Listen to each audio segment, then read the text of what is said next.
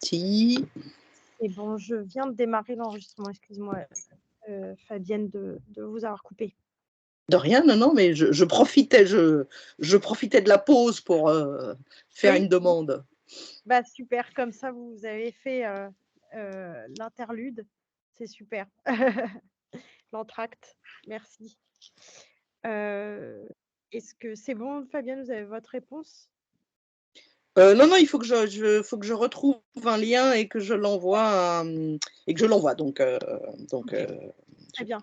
Je peux reprendre la main? oui, oui, bien sûr, Oui, alors, bien sûr, Claire. Du coup, Caroline, merci, pour, ce petit message. J'avais complètement oublié l'enregistrement. Donc est-ce que tu peux te présenter au travers de ta pratique, maintenant que nous sommes oui, en en fait, moi, je suis, moins praticienne que chercheur et professeure. En fait, je suis professeure à l'Université Laval, à l'école de design. J'ai eu l'opportunité de commencer, en fait, de travailler sur différents types de problématiques, de l'objet au territoire. Donc, je me suis intéressée beaucoup aux projets, d'infrastructure, notamment à l'intégration des lignes à haute tension et le rôle du design pour ce qui est de ma thèse doctorale. Mais j'ai aussi, dans les dernières années, intégré un certain nombre de projets sur, le design dans les contextes publics, que ce soit le mobilier scolaire, et là, plus récemment, l'aménagement des maisons des aînés, donc en collaboration évidemment avec des, chercheurs dans différentes disciplines, autant en discipline de l'aménagement, architecture, urbanisme, mais aussi, dans, ingénierie et plus récemment là, des gens, dans le domaine, médical. Donc et en pédagogie aussi là, forcément avec, le mobilier scolaire. Donc j'ai davantage un point de vue de chercheur, qui s'inscrit davantage dans une tradition de sciences humaines sociales, mais quand même, intégré, à une perspective de design. Donc les projets sur lesquels je travaille sont, en permettent d'alimenter de futurs projets, de futures pratiques, en design. Et notamment, ça pose la question aussi de la responsabilité sociale, et même parfois politique, parce que les projets sur lesquels j'ai travaillé, c'est souvent dans des contextes, qui sont financés par des ministères. Donc forcément, c'est de voir comment, un designer, en dehors des appels, d'une approche plus commerciale du design avec, particulièrement en design de produits, là, c'est ce que j'ai pas précisé, là, c'est-à-dire que j'ai dirigé un programme en design de produits pendant 8 ans, de sa fondation jusqu'à, sa maturité, là, finalement. Donc, maintenant, je suis, simple professeure, mais, donc en design de produits physiques, donc, design d'objets, là, de manière plus spécifique. Et ça permet donc, de pouvoir interroger le rôle des designers, industriels de produits dans des contextes de marché public, alors que la majorité des formations sont orientées vers, des approches de consultants ou des approches liées à des clients qui viennent souvent de l'industrie manufacturière, de fabrication, de façon générale. Donc ça, c'est un peu mon parcours. J'ai aussi parti des cours comme, design fiction, entre autres aussi dans le programme, initié différentes réflexions sur, le design empathique notamment aussi, donc qui est intégré dans la manière d'enseigner là, dans le programme que j'ai dirigé. Donc on a vraiment instauré une approche qui était à cheval entre, les approches ethnographiques, donc de compréhension des personnes, des bénéficiaires des projets et une perspective d'innovation entrepreneuriale, donc comment, en fait, le projet pouvait devenir aussi un projet d'entreprise et particulièrement dans des, secteurs d'activité avec, des, grandes préoccupations sociales, donc, notamment les, préoccupations environnementales, médicales, et scolaires. Voilà.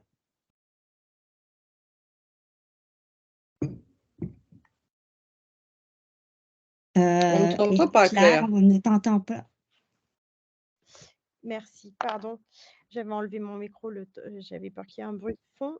Donc merci beaucoup pour ces présentations. Finalement, on arrive à plusieurs points, communs qui sont à la fois, du coup, l'interaction, la communication, la médiation, hein, par exemple, Léa qui disait que voilà, ces 2 activités communes, c'était, finalement se regroupaient par cet effet de médiation et aussi la transmission, hein, finalement, dans l'éducation en tant que designer, comment est-ce qu'on transmet et comment est-ce qu'au travers une pratique de design, on arrive, à cet effet de pédagogie et de transmission.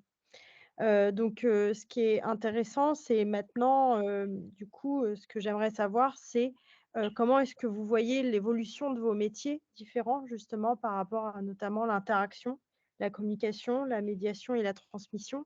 Comment finalement, on pourrait se projeter, dans 5 ans, par exemple, ou même dans 10 ans, si possible, par rapport aux mutations, par exemple, technologiques? C'est-à-dire, on entend, beaucoup parler en ce moment de l'IA. Comment l'IA va amener, par exemple, une transformation de vos métiers à chacune qui avait des pratiques très différentes du design et comment vous pensez que cela va impacter, les pratiques de manière générale? Donc, je ne sais pas qui veut, parler de ce sujet, qui veut commencer? Qui est-ce qui a une idée? Je sais pas, je peux peut-être, commencer dans la mesure où, en fait, ce sont des préoccupations, comme pédagogue qu'on a d'emblée par, le fait que le savoir-faire étudiant est, parfois même mis en question, là. J'ai eu un premier cas de ChatGPT cette semaine, donc où les étudiants n'ont pas du tout fait le travail qu'ils devaient faire, par eux-mêmes. Donc ça, c'est des préoccupations plus en termes d'enseignement, mais en termes de transformation du design, c'est des questions qu'on peut se poser aussi, évidemment. Plus largement, c'est de savoir comment, intégrer, jusqu'où intégrer ces nouvelles technologies, puis dans quelle mesure, la dimension créative aussi va être, touchée ou affectée.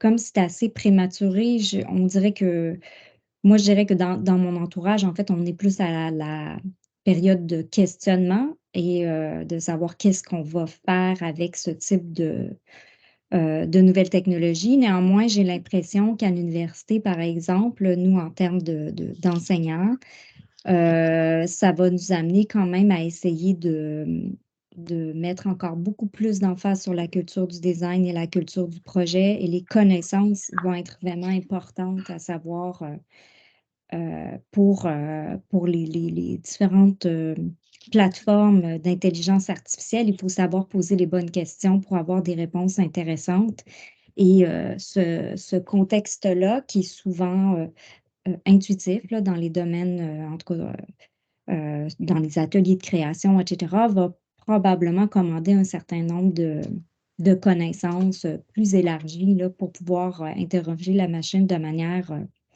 disons, pouvoir faire, ressortir un certain nombre de nouveautés ou un certain nombre, d'originalités. Parce que jusqu'à présent, en fait, on voit bien que c'est assez, limité là, en tant que créatif, ce qu'on peut ressortir de ces types de technologies. Mais est-ce que ça va nous permettre éventuellement de pouvoir, déléguer les tâches, plus ingrates, qui sont les plans techniques, et cetera, ou, est-ce que ça sera, donc, plus ou moins adapté encore? Donc, mais c'est des questions qu'on se pose de façon évidente là, pour le développement, même aussi de l'enseignement et même de la pertinence des programmes, de voir jusqu'où, en fait, ce qu'on fait là aujourd'hui va être pertinent dans 5 ans en type d'enseignement puis de transmission des connaissances en design. Alors pour rebondir, sur ce que tu disais Caroline, c'est génial de t'écouter, on a l'impression de voyager. Mais bon, je redeviens plus sérieuse, par rapport au sujet, moi j'ai l'espèce de sentiment que, ça va être beaucoup plus de développer des solutions low tech. Et que, Merci. les solutions, open bar, dans lequel on ne se pose pas la question, de, l'impact carbone de telle et telle solution, je pense que ça c'est terminé, c'est derrière nous, et qu'il va falloir faire justement preuve de beaucoup de créativité et beaucoup d'imagination pour aller vers des solutions low tech et ça demande pour moi, hein, beaucoup plus de créativité. Alors je sais pas ce que vous en pensez? Est-ce qu'il veut rebondir peut-être là-dessus?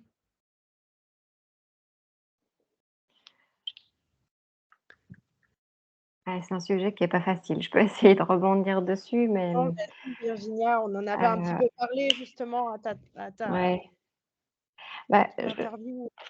il y a plusieurs choses, c'est-à-dire que, en fait, qu'on le veuille ou non, ces technos-là, elles sont là et elles investissent un peu tous les champs voilà, de métiers, pas que le design.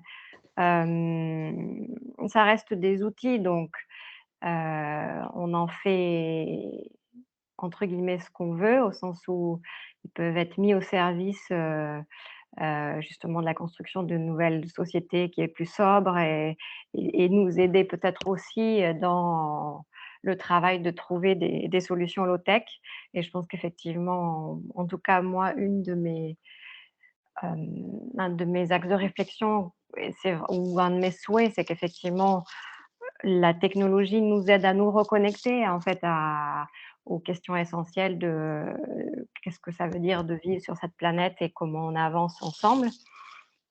Ceci étant dit, je pense que c'est encore un peu tôt et je pense qu'il faut surtout et j'en suis qu'au début donc ce que je vais dire, j'espère que j'aurai certainement tort, dans 5 ans mais il faut vraiment expérimenter avec et il y a des choses qui sont vraiment très intéressantes et ce que je trouve intéressant, c'est de travailler avec la machine.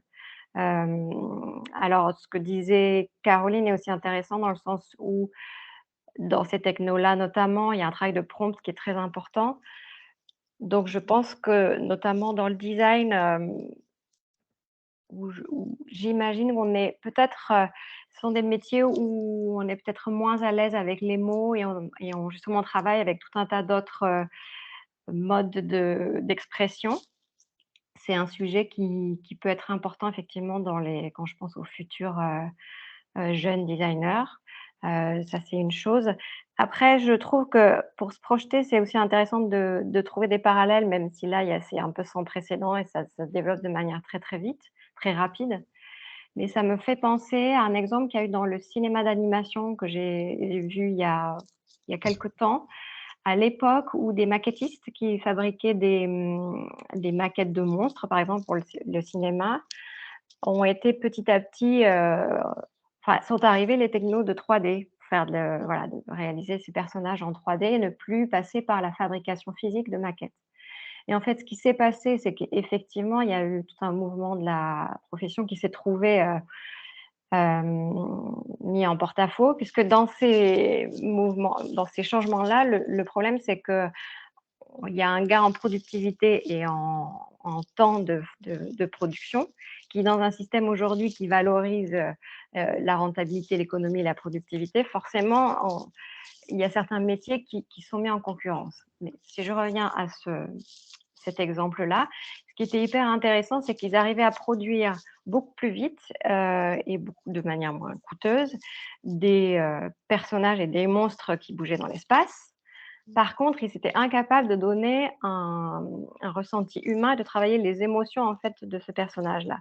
Et en fait, cet exemple-là qui était Phil Tippett, donc qui est un des grands noms de maquettes dans le cinéma, il a «reconverti» entre guillemets son activité au sens où ils sont venus mettre des capteurs, en fait, sur des maquettes et en fait, les anciens, entre guillemets, «maquettistes» qui, eux, savaient travailler l'expression, l'expressivité, les mouvements, venaient animer, en fait, ces maquettes pour créer, en fait, les émotions des personnages qu'ils voulaient transmettre et ensuite ça, c'était capté et du coup réinjecté, en fait, dans ensuite l'outil 3D pour permettre justement d'associer la «facilité» entre guillemets technique à produire rapidement, des personnages, qui n'existent pas dans la réalité et en même temps toute la connaissance humaine c'est quoi au niveau de l'expressivité, des émotions et pour moi c'est très proche en fait du design. Je trouve que c'est un exemple qui peut permettre de réfléchir à ce que nos métiers vont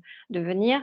Je trouve qu'en design, en tout cas, le design, c'est hyper vaste, mais par exemple, dans des choses très concrètes comme, l'UX, l'interface ou les applications, où aujourd'hui on est dans un flow délivrer, de produire très vite, en fait, de sortir très vite des applications. Ça a fait développer tout un tas d'outils qui permettent d'avoir des bibliothèques avec des gabarits, des modèles tout faits. Et du coup, ça crée des interfaces qui sont finalement très uniformes et qui sont faciles à passer des équipes design vers les équipes techniques. Et ça permet de mettre sur le marché, entre guillemets, des interfaces et des applications très rapidement.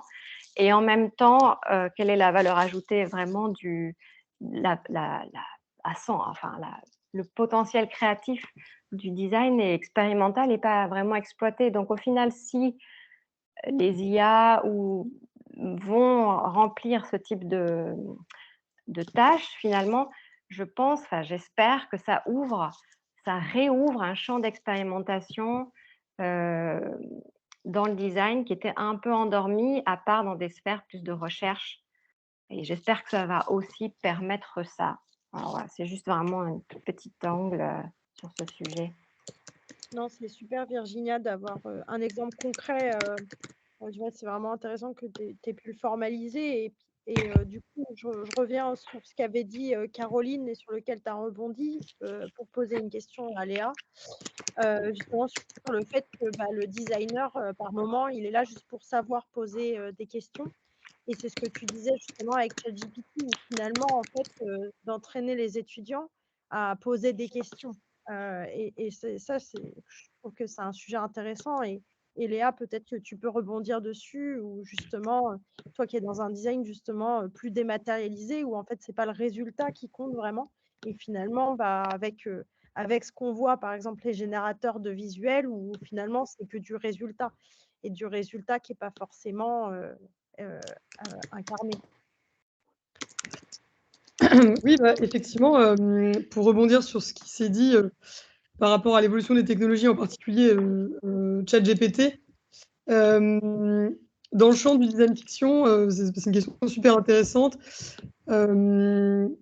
Spontanément, je me dis que ça pourrait être utile pour débusquer en fait les imaginaires prédominants et justement s'en écarter ensuite dans les projets. Parce que si j'ai bien compris, en fait, ça fonctionne. Le GPT vient compléter en fait avec des mots, des phrases qui lui semblent le plus probable possible. Donc, ça permettrait peut-être de débusquer les attendus par rapport à des futurs. Et voilà, dans le but de s'en écarter. Après, c'est vrai que ça ouvre certainement d'autres possibles là, que pour l'instant, je ne le vois pas, mais pour rebondir sur ce que disait Virginia, c'est vrai qu'il y a la question des prompts, des consignes qu'on va demander en fait à cet outil-là, qui est assez crucial. Peut-être que le design fiction pourrait intervenir aussi au niveau de la médiation pour faire comprendre comment ça fonctionne en fait. Je crois qu'il y a le ChatGPT, mais pas que, il y a GPT à la racine de ça qui a un fonctionnement en tant que tel. Enfin, c'est assez, il y a pas mal de couches en fait sur cette technologie, donc peut-être le design peut intervenir pour faire comprendre de quoi il en retourne et les enjeux éthiques autour de cet outil. Et d'ailleurs, du coup, il y a vraiment finalement cette idée de vecteur de communication dans ces nouveaux appareillages. Et là, je vais interroger Camille, du coup, par rapport à ça, toi qui travailles justement sur la communication multi-support, justement, comment est-ce que tu vois cette nouvelle forme de communication, d'interaction pour justement les designers graphiques, les directeurs artistiques? Est-ce que tu vois ça comme une concurrence dans un résultat de formalisation, ou comme un outil utile pour les designers graphiques? C'est un vaste sujet, il y a beaucoup de choses à dire, qui fait poser effectivement beaucoup de questions. Pour moi, les designers ont deux grandes qualités, entre autres, l'adaptabilité et la sensibilité. L'adaptabilité, à chaque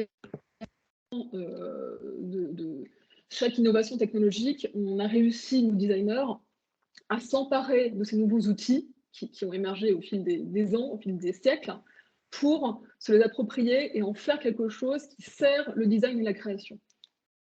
Donc je pense qu'on est très flexible par rapport à ça et qu'on saura faire feu de tout bois et s'en emparer pour créer des choses nouvelles, éthiques, intéressantes et changer le monde grâce à ça. La deuxième grande qualité, c'est la sensibilité. Et là, ça touche à un sujet qui est pour moi plus délicat, qui est qu'aujourd'hui, les robots, si on veut schématiser ça, sont dépourvus de sensibilité. On le voit bien sur ChatGPT ou Midjourney ou autre. Maintenant, quand on observe des fictions, via des livres ou via des films, on se rend compte que si on pousse ce sujet de la sensibilité, des émotions, dont tu parles, Virginia, là, ça devient un peu plus complexe et un peu plus risqué. Et là, personne ne peut dire jusqu'où ça peut aller. Je pense par exemple à un film qui m'a beaucoup marqué il y a quelques années qui s'appelle Ex Machina.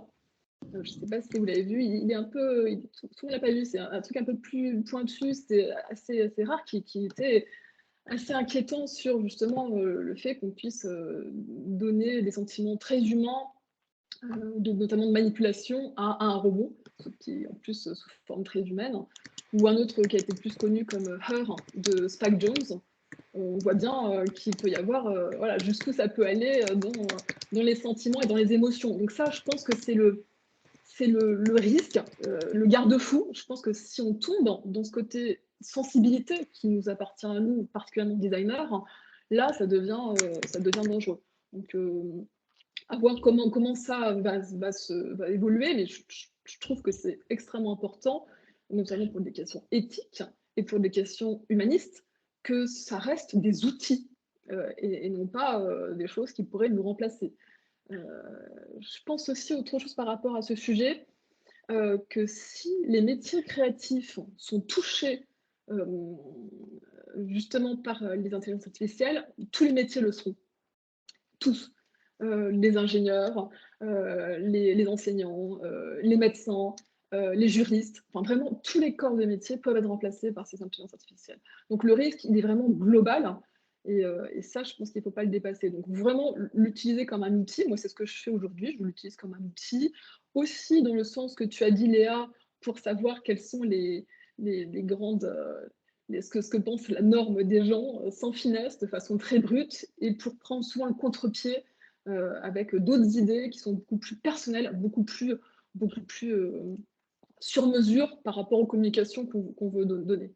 Voilà. Et puis un dernier point, ce que je ressens depuis assez longtemps aussi, il y a un peu deux grandes tendances, on voit dans pas mal de domaines, et là c'est très flagrant, ce côté soit l'hyper-technologie, et on fonce là-dedans, et on est à l'opposé de ce que tu disais tout à l'heure, Fabienne, sur des low-tech, high-tech, low-tech, donc ça c'est vraiment deux courants différents, ou alors au contraire quelque chose de beaucoup plus centré sur l'humain, sur les besoins, sur la nature, sur l'interconnexion entre tout le vivant. Je pense que ces deux éléments-là sont un peu en opposition, et évidemment, mon camp, c'est plutôt le deuxième, avec tout ce qui est low-tech, avec tout ce qui est, tout ce qui est sensibilité, et aussi tout ce qui est soft skills, qu'on doit beaucoup plus se développer et qu'on doit mettre en avant pour justement se détacher de tout ce côté trop robot, trop froid et trop consensuel. Donc ça manque d'unicité. Donc moi, dans mon métier, ce que je recherche, c'est justement des choses très sur mesure et qui ne sont pas du tout mass market. Il faut vraiment se distinguer dans les communications avec les propositions de design. Donc, je pense que c'est vraiment une voie qu'on doit mettre en place avant tout dans une question d'éthique.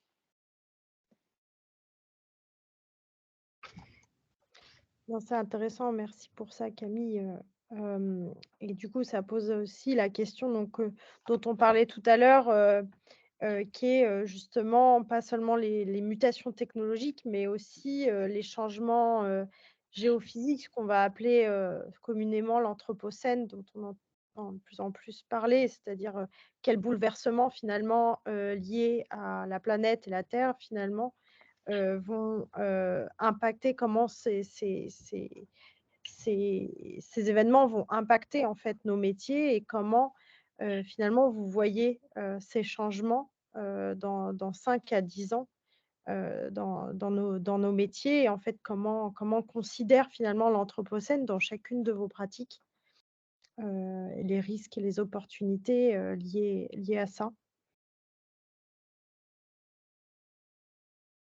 C'est aussi une question difficile, mais Fabienne l'avait abordé tout à l'heure justement un peu avec, comment est-ce qu'on pouvait envisager aussi, les mutations technologiques finalement, dans cette idée parfois un peu utopique, hein, de la technologie au service, de l'humain et au service, du coup d'une résolution, d'un tas de problèmes, climatiques par exemple, ou d'industrie, en allant plus vers le low-tech.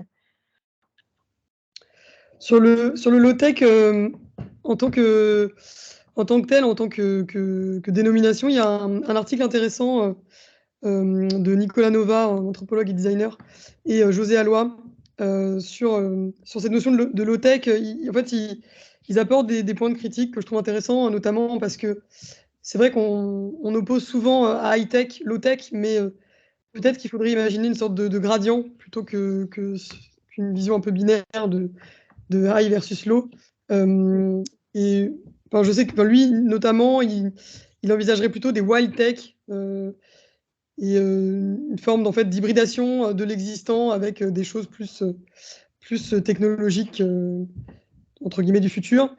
Je trouve cette notion intéressante de faire avec l'existant, mais de ne pas hésiter à innover en hybridant tout ça. Et sur le low-tech en tant que tel, il prenait l'exemple intéressant du bois. Donc le bois, c'est quelque part du low-tech. Mais qu'est-ce qui se passerait si on généralisait, si on faisait tout en bois? Ça pose aussi des questions, en fait, d'un point de vue de la biodiversité, même d'un point de vue énergétique. Donc finalement, on fantasme aussi pas mal sur cette idée de low-tech, mais il faut aussi savoir dézoomer et voir tout ce que ça engendrerait, en fait, à grande échelle, de miser sur des matériaux qu'on considère low-tech, des pratiques low-tech, mais qui finalement ajouterait du dégât en fait, à nos écosystèmes. Je peux poster, si vous voulez, le lien de l'article, je trouve ça intéressant sur cette idée-là. Oui, merci Léa, ce serait avec plaisir. Je ne sais pas si je peux rebondir sur ce que tu viens de dire, Léa, parce que je trouve que ce qui est intéressant, en fait, c'est de dire que pour moi, ce qui est plutôt en termes de bouleversement anthropocène, ça va poser très souvent la question, ou même en fait la question de la pertinence de l'action, la pertinence du geste à poser, la pertinence donc même en termes de responsabilité des designers.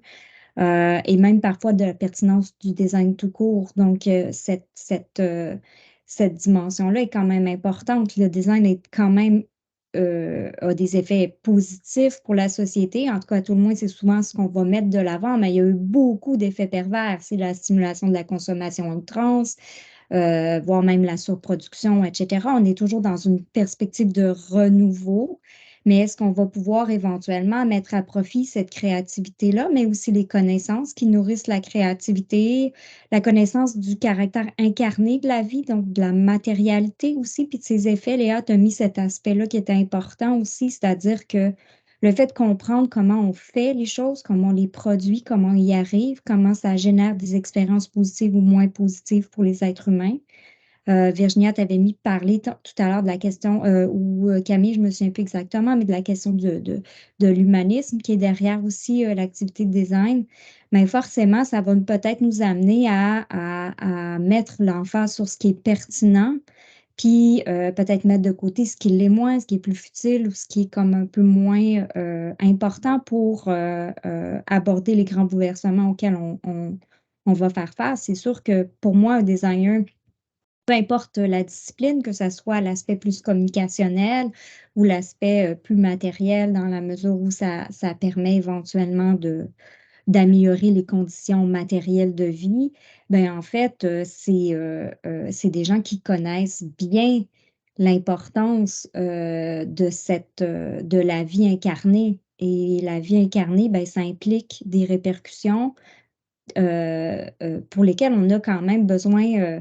Il va toujours avoir des répercussions, mais on pourra peut-être agir de manière beaucoup plus réfléchie, notamment si c'est relié à une forme d'humanisme déjà une préoccupation de la qualité humaine des environnements et par conséquent aussi de ses effets pervers. Donc, pour moi, je pense que c'est hyper intéressant ce qui s'en vient, mais en même temps, c'est sûr que si on fait comme d'habitude, si on refait la même chose, on remet peu en question même les pratiques du design, ben en fait, ça va peut-être les questionner. Puis en parallèle avec l'intelligence artificielle, le design qui se fait rapidement, qui se pose pas de questions, ben en fait, va pouvoir être facilement repris par les industriels sans passer par des designers parce qu'ils vont avoir des normes graphiques ou des normes je veux avoir tel truc, ils vont être capables de dire bon ben c'est suffisant, nous on va faire un produit pour la masse et ça va fonctionner. Alors que je pense que ça va permettre de ramener la dimension et la discussion éthique au cœur de la pratique, mais aussi de mettre en valeur ce qu'on a besoin de connaître pour faire du design, puis faire du design socialement acceptable, si on veut. Oui, je peux rebondir sur Léa et Caroline. Ouais, je trouve que c'est hyper intéressant et j'ai l'impression ou l'espoir, encore une fois, que ça nous amène ou ça amène dans le design une forme d'humilité aussi. Parce qu'on a beaucoup parlé, moi la première, il y a quelques années, du design centré sur l'humain. Et c'est vrai que c'est important, c'est le côté très humaniste et c'était un peu en en regard, voilà, d'être centré sur d'autres choses comme la technologie.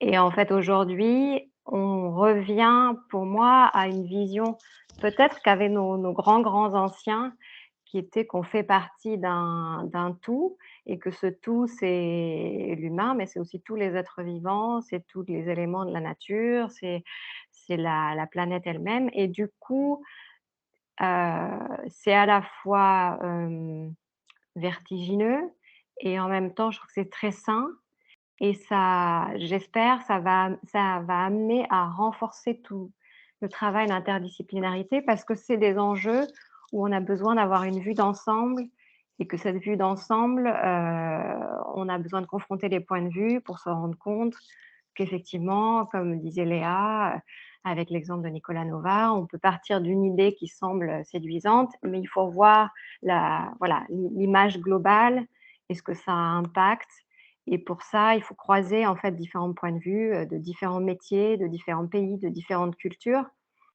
et là-dessus, je pense que enfin, j'espère que ça va vraiment, faire bouger les lignes, en termes de design et là-dessus, le numérique est aussi un bon outil parce qu'il nous permet de nous connecter aussi à travers le monde avec, tout un tas de forces vives et de créativité et de travailler ensemble sur ces sujets.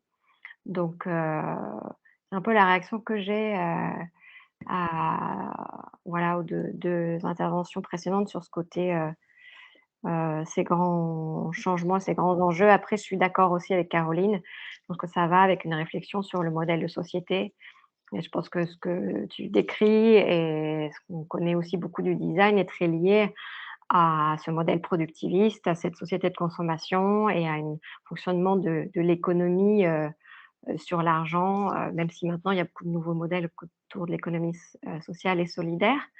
Mais je pense que ça va aussi avec ça, c'est-à-dire qu'en tant que designer, en dehors de sa pratique, c'est réfléchir à quel est le modèle de société, comment on veut y contribuer et pour moi, le design, comme toutes les autres disciplines, a sa place. Simplement, c'est aussi un outil quelque part qui peut être mis au service de différentes causes, de différentes visions du monde ou de différents scénarios pour se projeter et donc c'est aussi important, je pense, d'avoir cette double, ce recul sur ce qu'on fait, quoi.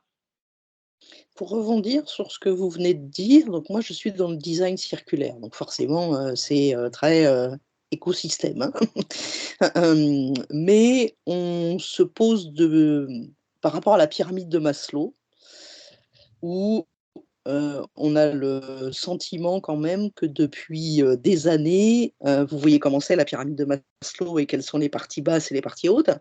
Pendant, des années, on a, créer des nouveaux produits ou des nouveaux services sur le haut de la pyramide de Maslow et pas sur le bas de la pyramide de Maslow qui sont les besoins essentiels. Et là, aujourd'hui, on est en train de ce que je ressens, hein, qu'on est en train de revenir sur le bas de cette pyramide de Maslow, et revenir aux besoins essentiels, puisque ces besoins essentiels en tant que tels, qu'on croyait des acquis, ne deviennent plus des acquis. Donc du coup, ça rechange un peu, la vision, qu'on a. Et en ce moment, on parle beaucoup de, penser, le design, naturellement pas exclusivement avec, une vision, centrée utilisateur et centrée client, essentiellement, mais, centrée sur le vivant, mais pas que. Centrée sur ce qu'on appelle les actants.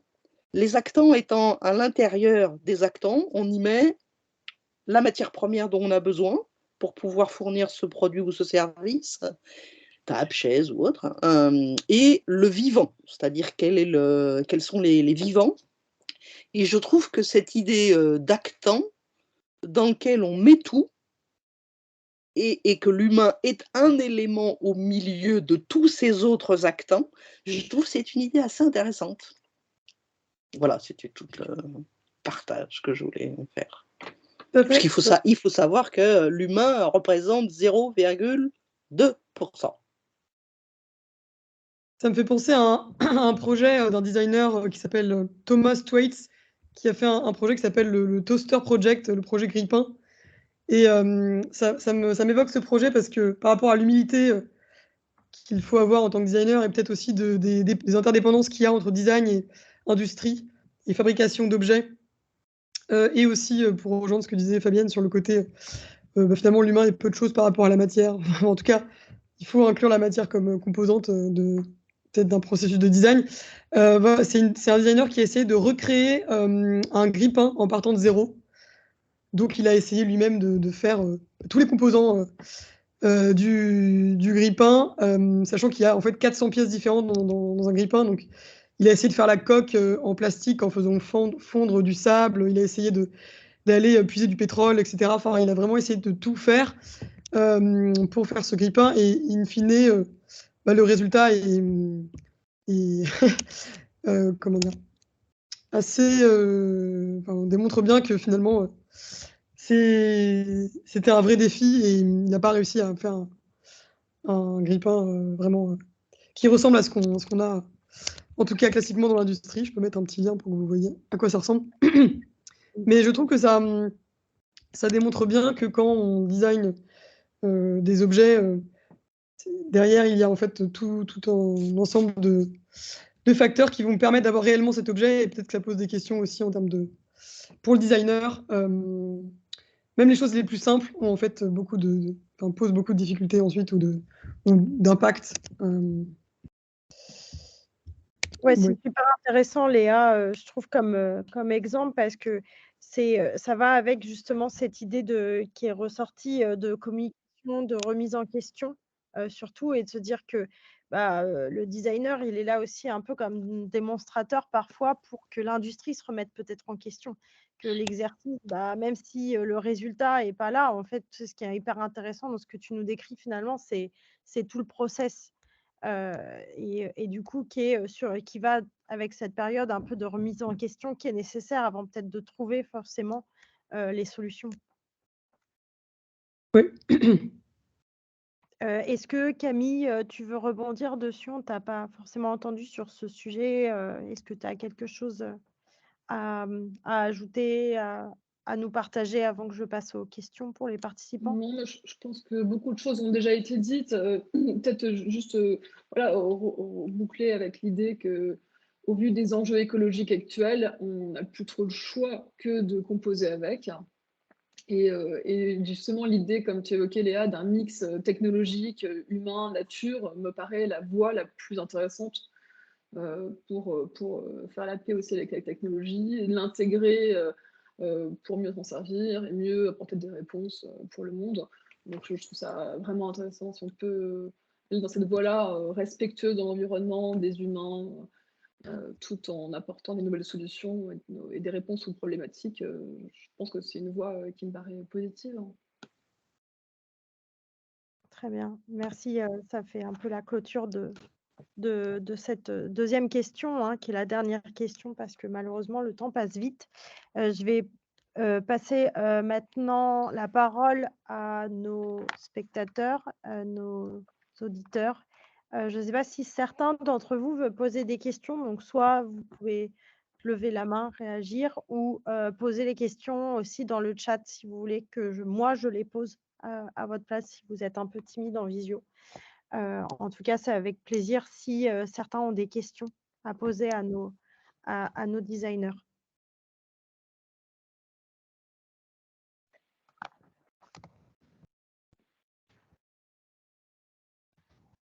Oui, moi, je peux peut-être, Béatrice, je peux peut-être poser une petite question parce qu'on arrive à la fin. Oui, Je trouve très intéressant ce mix humain, produit, nature. Et je voudrais juste savoir où vous placez l'émotion dans tout ce process. Et qu'est-ce que l'émotion comment dirais-je, comment est-ce qu'on peut procurer à travers tout ça, à travers toutes ces nouvelles orientations design, comment est-ce qu'on peut donner une place encore importante à l'émotion? C'est peut-être une question un peu trop générale, hein, mais je trouve que c'est important de donner un petit peu de côté humain et émotionnel, voilà, dans ce process futur, quoi, en fait, hein. Pour moi, Dans l'émotion est l'esprit au du cœur design de émotionnel? tout. Pardon. Comment? Dans l'esprit du design émotionnel de Chapman, par exemple? Déjà, alors ça, oui. Bon, là, moi, je me pose beaucoup de questions à ce niveau-là. Euh, je suis un peu perdue. Je me demande comment tous ces produits, tous ces espaces de vie, tous ces process design vont donner toujours cette place à l'émotionnel de l'être humain, en fait. Mm. Après, moi, j'aurais tendance à dire qu'avec tout ce qui est en train d'arriver, les affichages environnementaux obligatoires, quand on regarde l'éco-score, tous ces mouvements-là dans lesquels, à un moment donné, on t'indique quand tu vas acheter, je sais pas moi, ta boîte de thon, qu'il y a eu du bien-être animal, ça ne peut que renvoyer à de l'émotion, quoi. Je préfère en tout cas acheter quelque chose qui me dit qu'il y a du bien-être animal, qui respecte, les agriculteurs et cetera et cetera. J'ai plus d'émotion que, qu'une grosse promo à moins 50 %. C'est sûr. Mm. Mhm. Mais le rôle du design, c'est aussi, à mon avis, à travers les différents enjeux auxquels on va faire face, c'est aussi de créer du sens. Donc, forcément, l'émotionnel va entrer là-dedans dans la mesure où on peut faire n'importe quel objet de façon extrêmement fonctionnelle, mais pour pouvoir en prendre soin. Donc, il y a maintenant aussi toutes les questions de maintenance qui sont importantes, c'est-à-dire un objet auquel on s'attache, c'est un objet qu'on va prendre soin.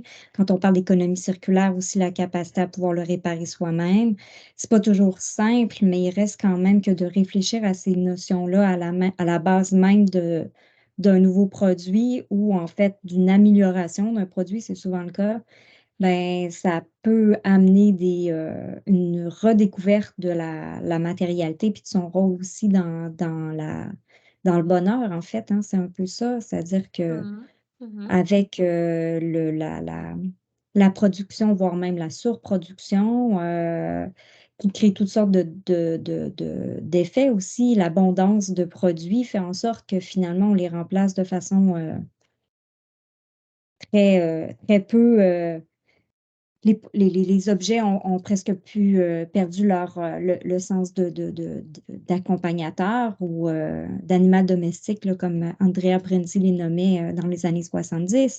Mais il reste quand même que je pense que c'est intéressant de réinvestir ça. Puis en fait, j'ai l'impression que la pertinence de l'action va être d'autant plus importante. C'est-à-dire, il faut choisir les objets qui valent la peine de mettre l'énergie, de dépenser des matériaux et qui vont permettre de pouvoir les utiliser, ces matériaux-là, à bon escient pour le plus long terme possible. Donc, forcément, ça nous renvoie beaucoup à la relation assez primaire qu'on a avec les êtres vivants d'une certaine manière. Si on coupe un arbre, on va essayer de le couper pour que ça vaille la peine, etc. Un peu comme la question aussi des valeurs, là, c'est-à-dire que les produits, en termes de communication, le designer doit aussi trouver des stratégies efficaces pour faire comprendre les valeurs des objets aussi. C'est non négligeable parce qu'on peut utiliser des stratégies marketing, mais on pourrait aussi utiliser d'autres types de stratégies pour que ça soit plus lisible, compréhensible, facilement appréhendable par différents types de clientèle qui ne sont pas nécessairement toujours avisés, qui ne vont pas toujours bien comprendre les étiquettes, etc. Ne serait-ce que juste de savoir, par exemple, comment la consommation d'énergie d'un bien, c'est pas toujours simple de s'y retrouver, ça change constamment. Donc, c'est aussi un travail de designer d'améliorer cette relation-là et ça va créer ici éventuellement un peu plus de sens, à mon avis, là. Donc, il y a beaucoup d'opportunités quand même de ce côté-là. Mais oui, l'émotion, à mon avis, c'est vraiment essentiel. Merci. Tellement de choses à dire. Ouais, si je peux aussi rebondir, pour moi, c'est vraiment un sujet qui me tient beaucoup à cœur. Il y a effectivement le sujet de la responsabilité parce qu'en tant que designer, on joue avec des émotions, on parle le langage des émotions et du coup, ça vient servir un message qui peut être bon ou mauvais pour l'humanité, on va dire, pour employer des grands mots. Mais j'ai presque envie de poser une autre question qui est la place de l'émotion dans le process de décision. Parce que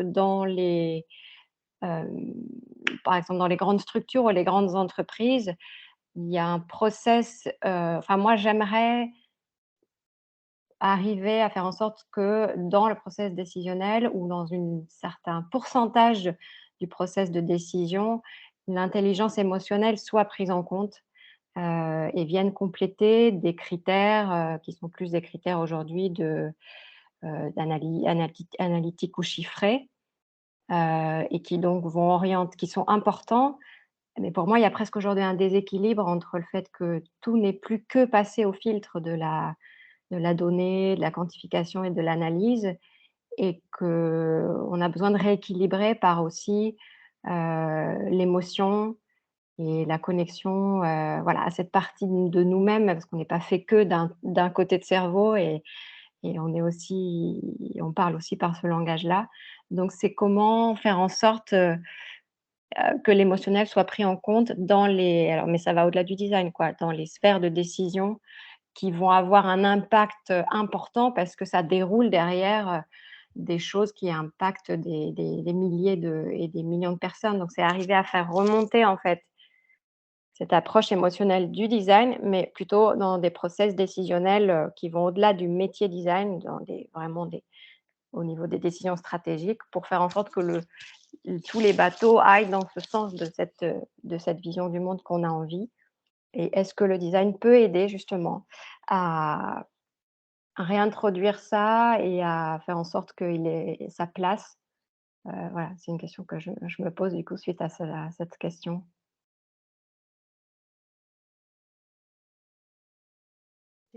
C'est une super intervention, Virginia. Je trouve que c'est bien parce que ça fait un peu question ouverte et ça clôture vraiment l'idée à la fois de la métamorphose et de la définition du design ou pourquoi pas aller justement jusqu'à ces questions-là où tu dis que finalement c'est presque cognitif, ça va être presque un design, je ne sais pas si on peut l'appeler comme ça, mais relationnel plus qu'émotionnel où on va travailler où le design, il va peut-être être lié à travailler sur les relations et sur les émotions. Et même ce qu'on disait tout à l'heure, justement sur la communication, sur le fait de savoir poser des questions. Comment est-ce que justement ces métamorphoses du design peuvent aller jusque-là. Est-ce qu'on a d'autres questions dans le groupe. Sinon, je pense qu'on va clôturer là. S'il n'y a pas d'autres questions, d'autres interventions, en tout cas, merci à Fabienne et Béatrice d'avoir posé ces questions hyper intéressantes qui ont permis un peu de relancer la discussion. Je peux attendre encore une petite minute.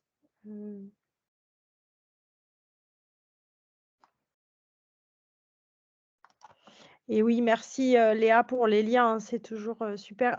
C'est pareil, oui, Caroline, je voulais revenir dessus. Tu as cité tout à l'heure peut-être une référence sur le design émotionnel.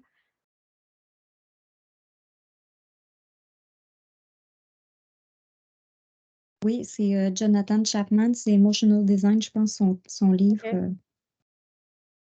Oui, si tu peux nous le partager, ce serait hyper intéressant. Merci beaucoup.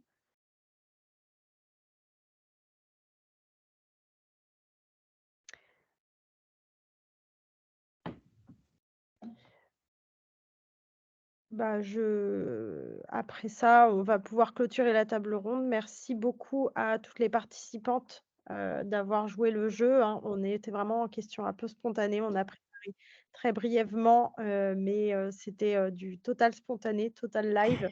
Le but, c'est quand même d'avoir des échanges le moins préparé possible, hein, d'avoir le plus de questions aussi, d'intervention aussi des participants de façon à faire quelque chose d'hyper dynamique.